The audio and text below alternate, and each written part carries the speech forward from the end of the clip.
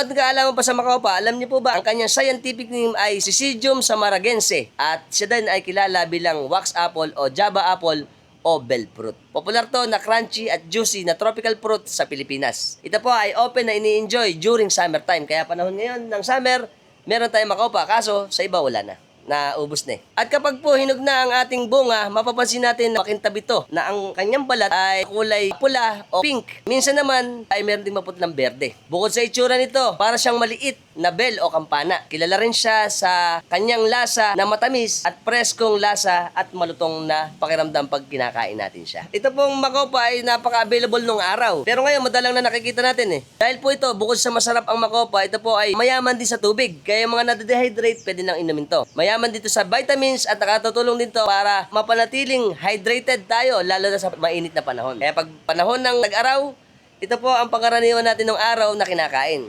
Kaya lang, kaunti na lang ngayon ang nakikita natin ito. Bahagi ito ng alaala ng pagkabata natin. Siyempre, ang pag-akit ng puno, pamimitas ng prutas, at pagsasalo-salo ng kasama ng pamilya at mga kaibigan.